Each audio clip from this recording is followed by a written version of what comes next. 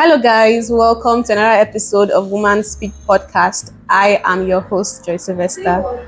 On today's episode, we're talking about leadership, a woman that leads, and not only a woman that leads, but a woman that leads rightly. Here it was a Woman Speak Podcast is a beautiful lady.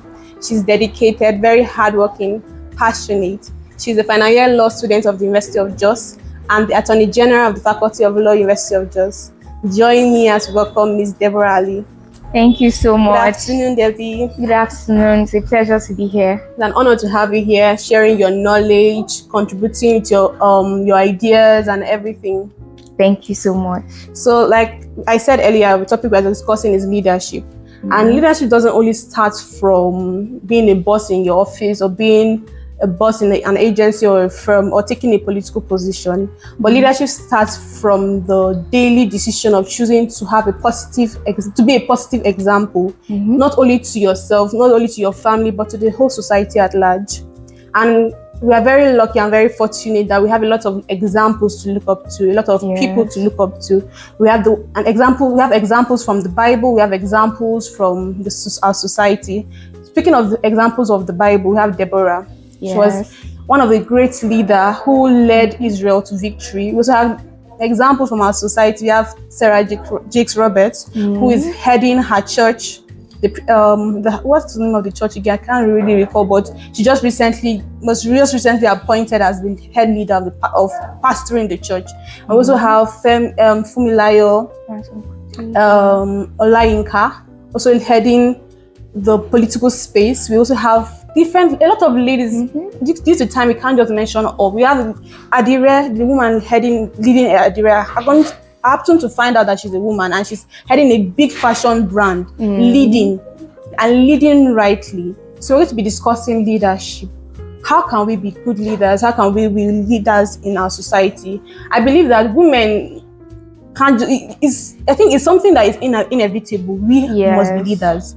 Leadership must be on our shoulders. We can't afford to just say, I don't feel like being a leader. That leadership thing is not my thing.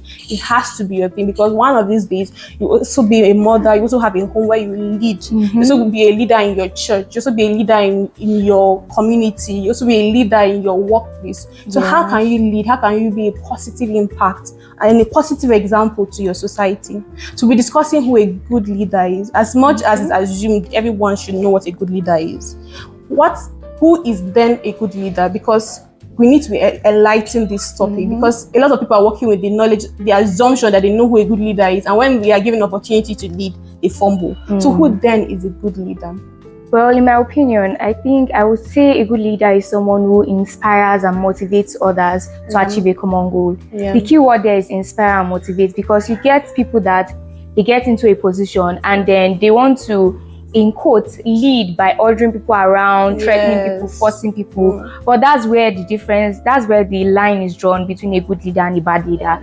As a good leader, you must be able to inspire and motivate others to do what you want them to do, to work towards the common goal you have as a team. So the key word there is that you are inspiring and motivating others to achieve a common goal. Inspiring and motivating, because most people these days, followers are timid or are scared because of their leaders. I have to just do what my leader says because I'm scared that he might fire me. But that, like what you said, that inspiration, whereby even when the leader is not around, someone just inspired, because my leader did this, I want to do this. And I believe a leader is also someone who has a positive example. There's also a positive example to others, because when someone sees the certain person, I say, wow, I like this person. This person has characteristics I want to follow. Then that's when you become a good leader. Speaking of Sarah Jakes Roberts, I'm not be biased, but I really like the lady. I love the way she carries herself, and that she's leading in her own way. A lot of ladies look up to her. She's showing a good example, not someone who preaches and do not practice, but she preaches what she practices. So I believe a good leader is someone who does the work, who speaks the word, who does the work, and it shows others how to do it. Not the ones that say, okay, do this. But someone who says, I do this and I'm doing it, and I'm showing you how to do it. So now, speaking of, we spoke about who a good leader is. Now, how can we now become good leaders? How can we build skills? I know you have to be skillful to be a good leader. And as much as I don't really know where I should say this. Are leaders born? I've heard people say leaders are born, but for me, I believe everybody can be a leader. Everybody. In fact, if leaders are born, it means we are all born leaders, especially from the point of view of Christianity. God has made us to come and have dominion over the earth. So if we're saying leaders are born, automatically, it means all of us can be leaders, because from the purview of the Christendom, we have been made to have dominion. So definitely, I believe leaders can be born. But I also believe that you don't just become a leader in a day. There are certain things you have to do.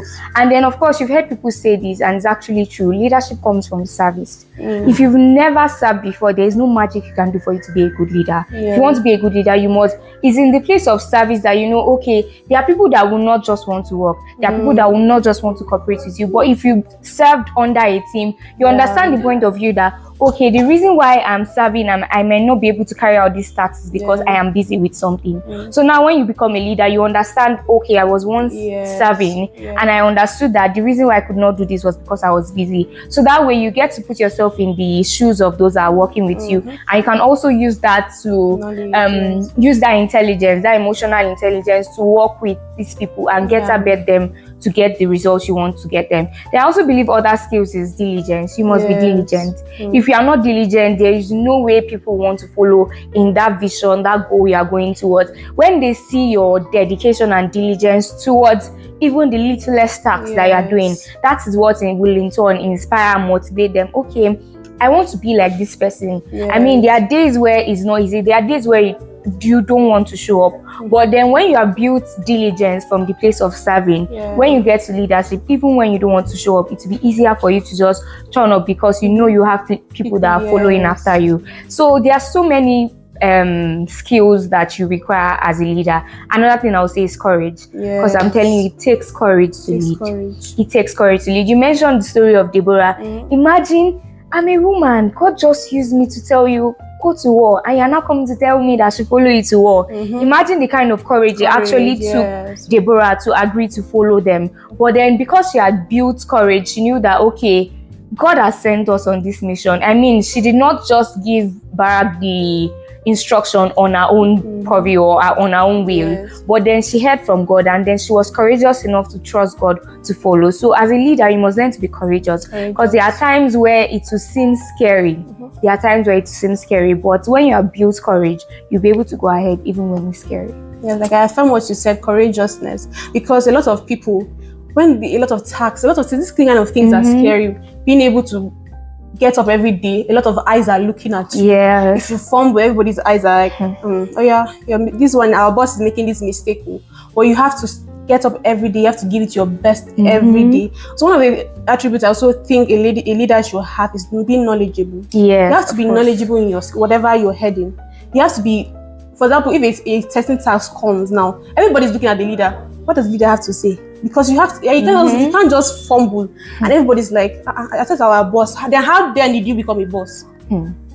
That's what a lot of people will say, that how then do you now become a boss? So you being knowledgeable, like I also said, service. You being able to serve. You can't be a leader overnight. And a lot of people don't want that service. A lot of people just want to jump into being a boss, but you have to go through service. They said experience is the best teacher, because going into service will help you open your horizon, broaden your horizon, to help you have this experience that a lot of people will not have, because you're there, you're under someone, you're learning from your boss. You've gone way better than your boss when given that opportunity. So then we're also going to talk about weaknesses. Before we are leaders, we are human beings, and we have our strengths, we have our weaknesses, and whether we like it, our strengths and our weaknesses can be put into our leadership roles. Definitely. So how then can we first identify our strength? Because as much as people say, I know myself, so a lot of people don't really know themselves, because when they are put in a position whereby they have to express themselves and like, I didn't know I was this scared of this certain thing, or I didn't know my weaknesses was this, I didn't know I had this strength in this certain thing. So how then do we now identify this strength in us? How then do we identify our weaknesses? And how then can we navigate the strength and our weaknesses in our leadership roles? Let me start with the strength. I believe, in fact, both of them are interrelated. So identify your strength and weakness. It comes from the place of serving too. You have seen yourself, you have seen what you can do. Maybe you were working on a team and you found it hard to let's say, communicate with that particular team member that was very stubborn. Yeah. So you know that, okay, one of my weaknesses is that when you are not giving me the energy I want, I automatically zoom up. So you know already that these are the things that I faced when I was leading, when I was working with this person. So it starts from the experience you build. That's where you identify which part gave me more challenges, which parts were easier for me. I mean, it was easier for me to organize this program. So you know, okay, I'm good with program management or something like that.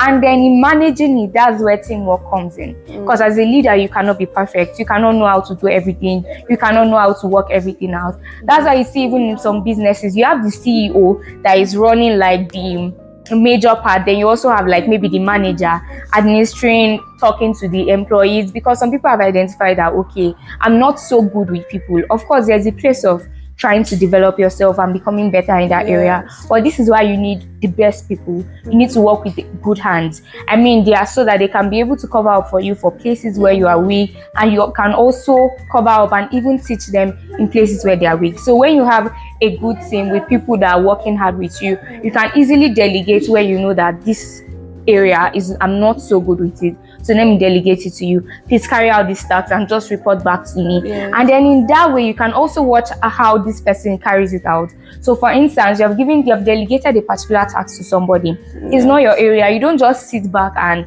wait for the person to deliver, because next time that same thing will come up. If that person is not available, who do you turn to? So in the way that you have gotten somebody that is good with this thing, watch how the person handles it, watch how the person goes about it, and then the next time you will see that you'll be able to build yourself to also handle that thing. So I believe those are the ways you can identify and at the same time overcome your weaknesses as a leader. So appraisals, I also believe in appraisals, because there's certain things when you're put in that setting, like you said, experiences, service, when you learn from that, when you do all those learning, when they're giving you a certain task and you do it, you know that, okay, this is my strength. Yes, and if you not have weaknesses whereby they ask you certain things to do and you're having difficulties or you're fumbling, you know, okay, this is my weaknesses. I have to work on my weaknesses. I have to work on my strength. I also feel that when you're finding your weaknesses and finding your strength is through communication. Yes. Whereby you go out there, okay, you're my teammate, you observed what is that certain thing that you feel like you don't really like about me. I always ask my friends, or what is that certain thing that, because me, I'm in my person, I obviously love my person. I will I will not really realize that I'm actually fumbling or making certain mistakes, but having a third eye looking at you and saying, okay, what you're doing here, you need to work on that. But this certain thing you're doing well, you keep on doing that well. It's also something you need to also do that. I also feel like finding your weaknesses is I think it's also being observant. Being like study how others do it. Because as much as we feel like we should know everything, when you have this discussion, that goes back to say communication. Okay, this certain topic with your teammates, okay, this certain thing, or you will meet your boss.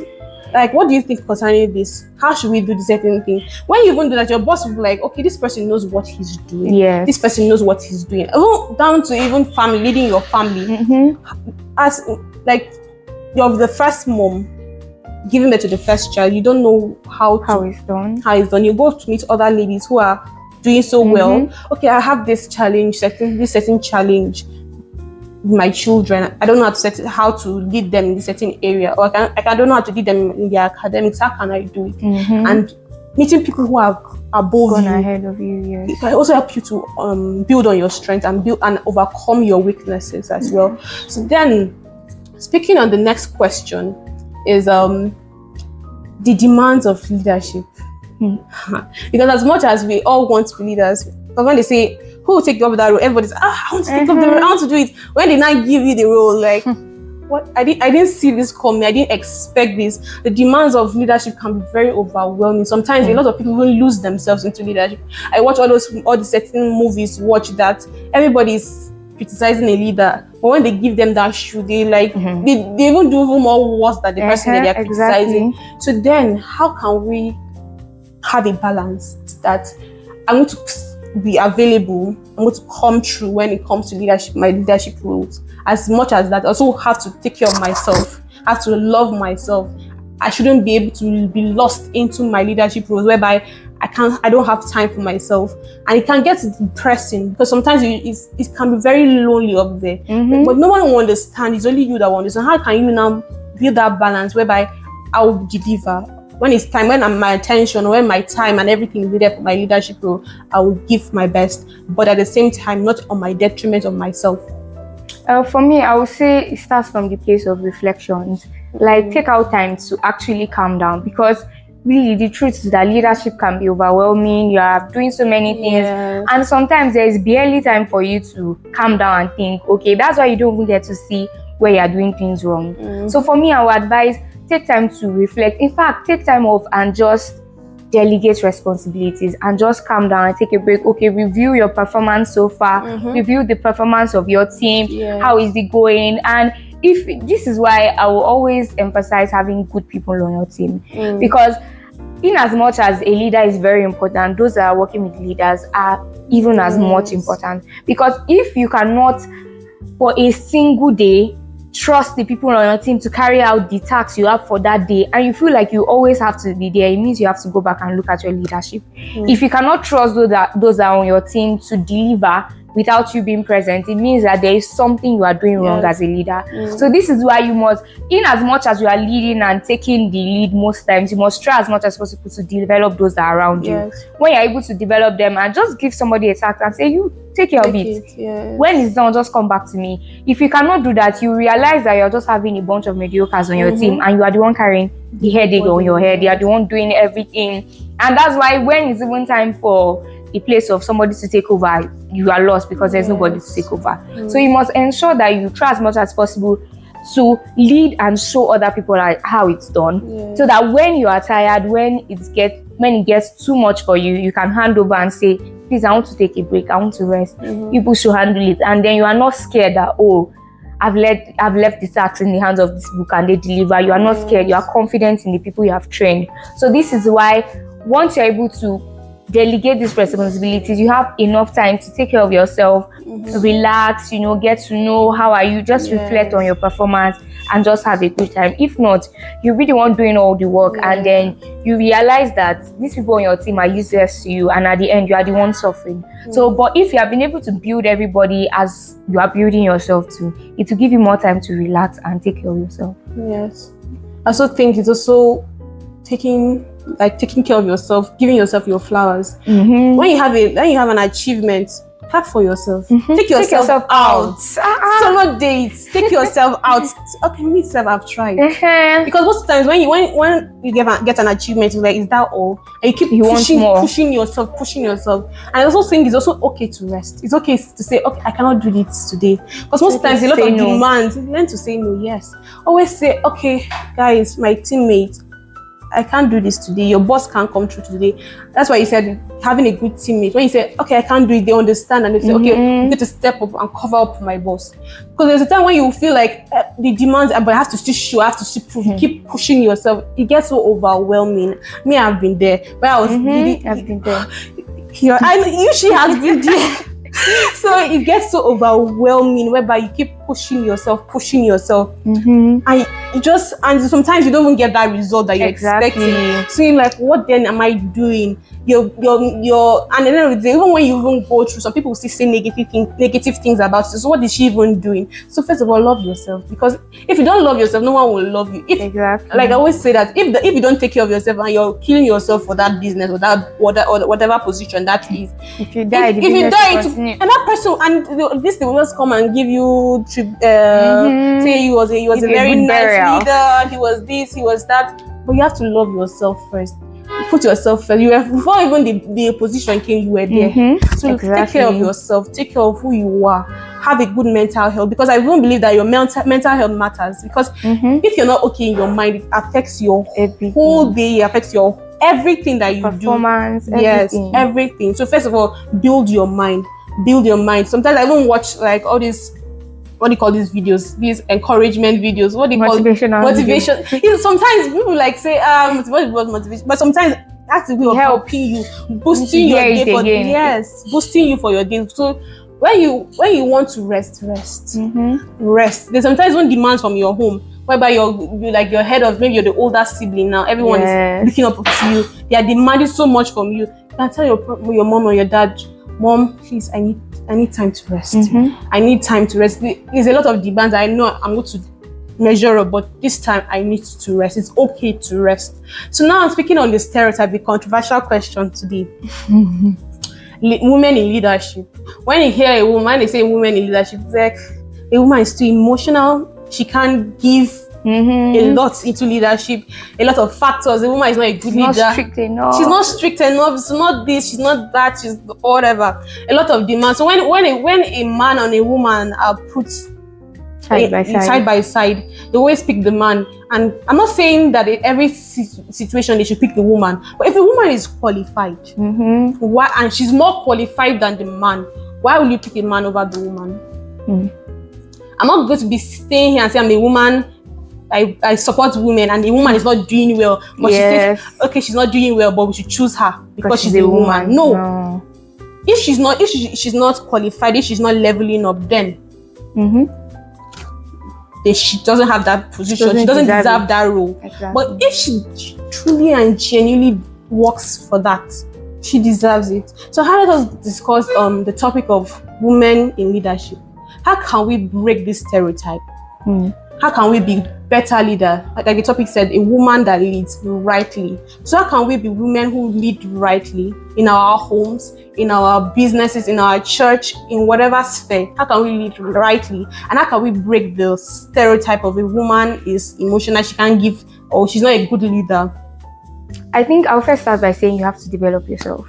Because like you said, we can't just keep saying women supporting women and we just want women to keep on having positions, yes, they are not good enough. So first, you must start from the woman herself. You must make a personal decision that I want to be a better leader. I want to be good at this thing. I want to study. I want to become better than who I used to be. Once you develop yourself, then the next thing is confidence. You must have confidence in yourself. You see most women, you will see that some women even would rather step down for the man because they feel, oh, the man should do it better. It will be more assertive. It will be more strict on them. I don't think I'll be able to command people like that. You must be confident in yourself. Because I'm telling you, the fear of, oh, what if I try this? What if, for instance, this sexual harassment, what if they are harassing me? What if they are not working with me? Because you must be confident in yourself. If you know what you have to give, if you know that, okay, I can deliver on this role, go for anything. Don't put yourself out there. Exactly. Step out, take the lead. Stop allowing the usual, what people say about women. Oh, I think I faced it a lot because naturally, I would say I'm a soft person. Like, I don't like being too heavy on somebody because I try as much as possible to put myself in this person's shoes, be empathetic towards the person. And so sometimes I'm like, hi, am I not too soft? Maybe the way they are, maybe the reason why they are treating me like this is because I'm too soft. And sometimes I just want to, just step back, or at the same time I want to go too hard, like become too strict, so they don't look down on me and say, oh, because she's too soft, that's why I will not answer her. But I feel like it comes from the place of being confident. The fact is that whether you're soft, whether you're strict, whether you're strong, whether you're whatever it is, you surely see people that will rebel. You surely see people that will not want to work with you. So as a woman, you should be ready for those kind of things. You should be ready for the challenges that will come your way. You should be ready for men that feel like they're too big to be under a woman, and you should be ready to show them that if you're not ready to work with me, that's your business, but I'm going to do what I am supposed to do. So you must be confident in yourself. You must be confident in your ability to deliver. You must be confident that you are the best fit for the job. If you don't believe you are the best fit for the job, nobody is going to believe you are the best fit for the job. So you must be confident in the fact that I've been given this role because people trusted me to carry out this role, and I am going to do my job no matter what you think. And I feel like it comes from where women are able to step up. That's where we can break this stereotype. Because if we keep on waiting for people to automatically have a mind shift and start believing in women, you will wait till the end of eternity. Honestly. You keep on waiting and nobody is going to believe in women. It took some women to actually step up for us to be doing some things we are doing today. I mean, the first senior advocate, if she had not stepped up and said, I'm qualified for this, nobody would have done that. So it takes women to actually, that's even especially for those women that have gone ahead of us.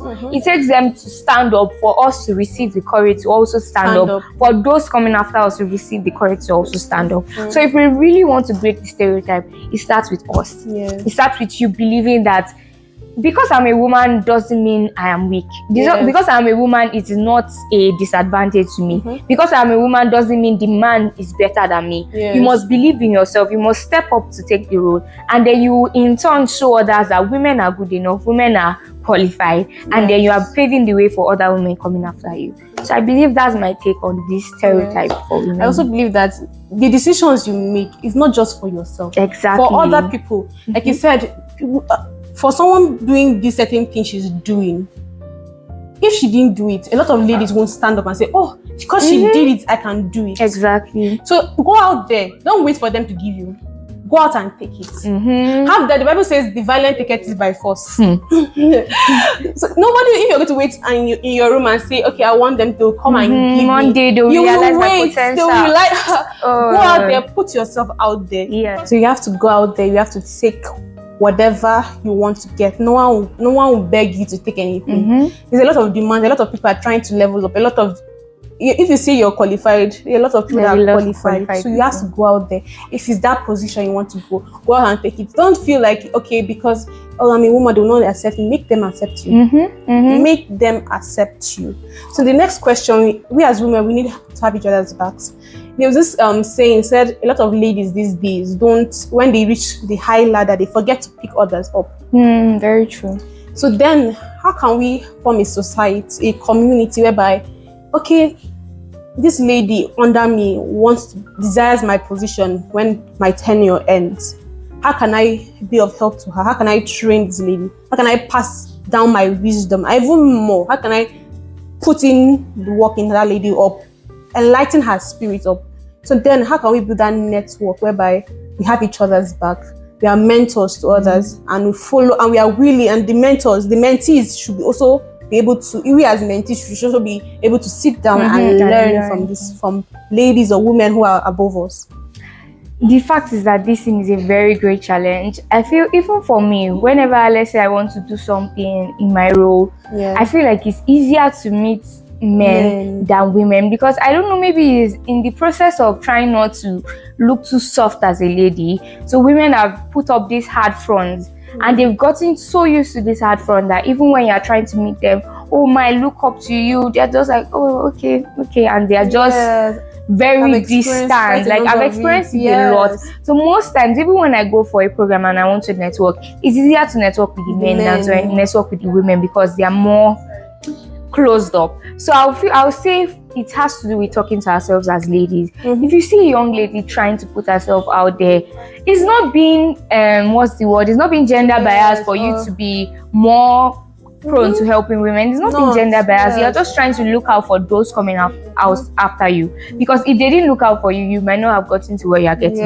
where you are right now. So I feel like as ladies that have reached the top, like you said, we must like put ourselves in the place where we are approachable to these young ones coming after us. When a lady comes to meet you, oh, my, look up to you, with a smile, with an embrace, oh, well done, how are you doing? Just in your own little way, try to motivate these ones. If you can render help, maybe in terms of advice, if you can render help financially, if you can render help in any way. The fact is that one of the reasons why men are more prone to helping, especially financially, is because some of them will have ulterior motives. Some of them are just looking for how to take advantage of this young girl that is coming to meet you for support. But you as a lady, you understand how it can be for ladies going out to seek support. I mean, I've had people make sexual advances towards me just because I went to meet you to support what we are doing. So as a lady, you know that these are the challenges that we face as women. So if you are in the position to help out. It's not being gender biased for you to say, oh, you're helping because it's a lady that came to meet you. You're just trying to look out for the people coming after you. So I feel like we should be more open towards ourselves. I mean, organize mentorship sessions, sit with these girls, tell them, okay, these are the challenges you should face. Prepare their minds so they can know what is coming for them. So when these challenges come, they can be able to overcome them. And and at the same time put yourself in the position that you can also help them. If they come to meet you, nothing stops you from helping out if you can help out. So I feel that's what I welcoming hand. Whenever they come, don't dampen their spirit. Let them live excited. Let them live passionate about whatever they want to inspired. Do. Yes, inspired. Let them live inspired. Don't close the door. Instead, the joy of it is that the people under you are going to do better than you. Exactly. But sometimes people get scared. If I help this lady will now become better than me. But that's the joy of it. That okay, I train this lady and this lady. That's the joy of it. That this lady becomes better than you. That you cast out your knowledge. Don't even be hesitant or holding back or giving knowledge to others, because a lot of ladies will be hiding. I don't want to tell them the secret of how I made it because they will do better than you. But that's the joy of it. If you want people to still be in your pose where your level are, then what have you done? What are you even doing? But the joy is that you're training them and they are making and hitting the bar. Do better. Hitting the bar and doing even more better than you are doing. So now that gives us that last question, and it's I won't consider it a question, but it's you telling us your story. As much as we've learned a whole lot of what who a leader is, the skills of a leader, and the weaknesses and strengths of how we can navigate being a leader, and a lot of things that we've learned today. And I hope that a lot of ladies watching this have learned, and we have women in the society who are great leaders. So what is that? What is your story that one lady or whoever, more than I won't say one, let not limit God's grace. Not only one lady, but a lot of ladies watching this will say, okay, because of Deborah Ali's story, I desire to be either an AG or whatever position they want to take in as a woman. I think I'll start by saying, if you had told me in 100 level that I was going to become the AG, I would be like, Like I never had it in mind. It wasn't even one of my plans. But then I just showed up. First intra-chamber debates, it was not convenient.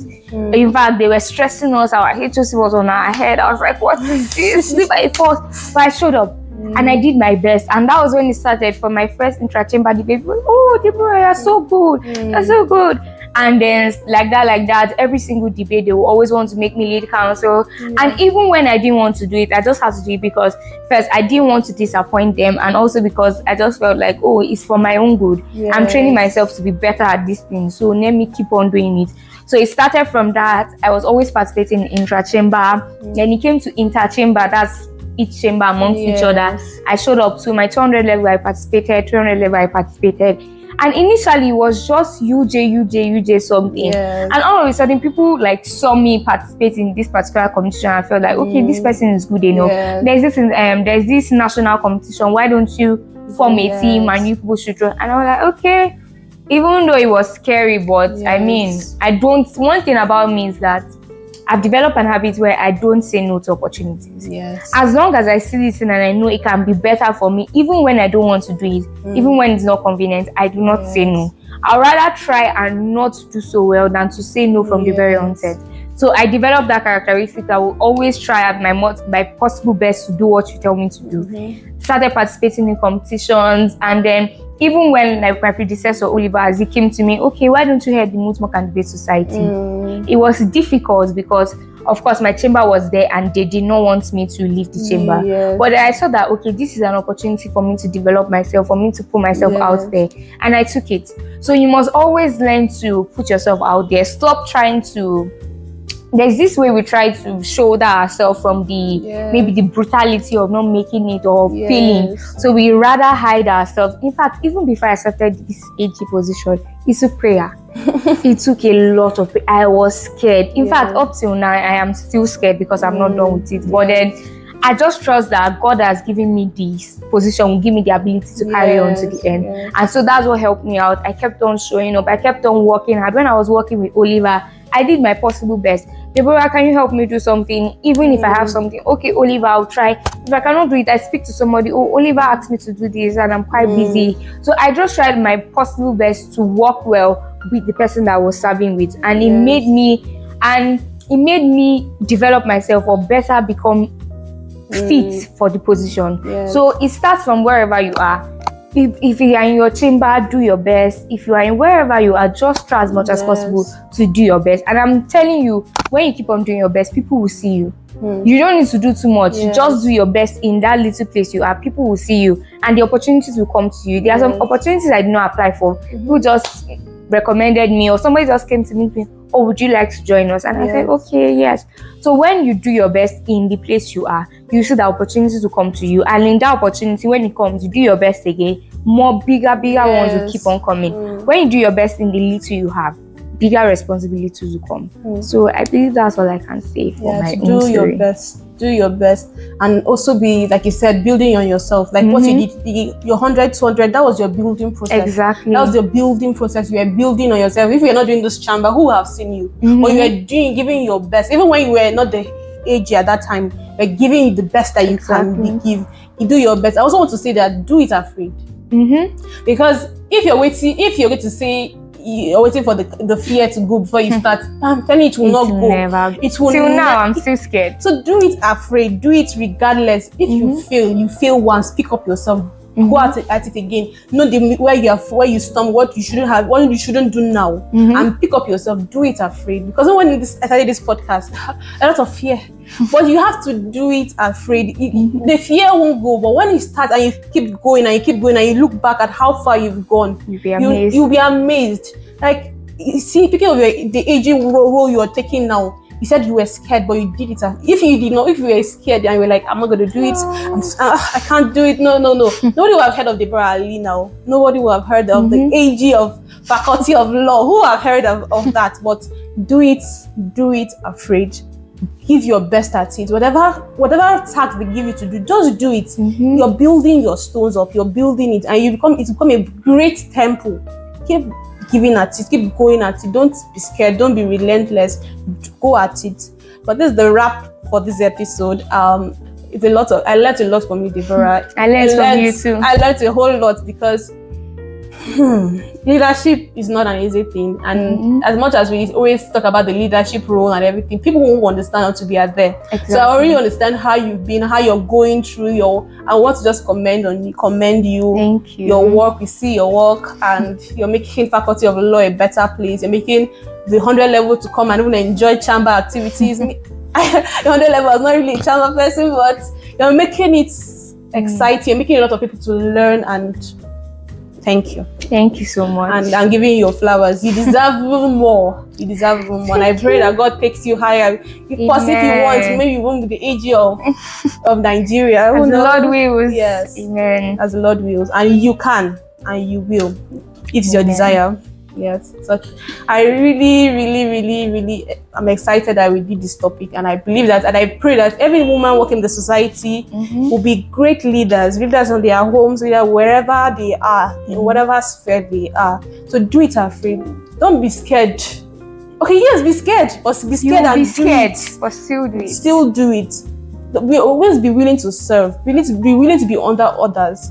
As a woman, if you're above others, be willing to accept others and carry them along. Be able to pass out your knowledge to them. Work on yourself, build on yourself. Don't say because I'm a woman, they should give you an opportunity. But also be a woman with qualities, a woman who has it all. Be a woman who has it all. See you at the next episode. If you haven't subscribed, I don't know what you're waiting for. Please subscribe. Please do. Bye. Bye.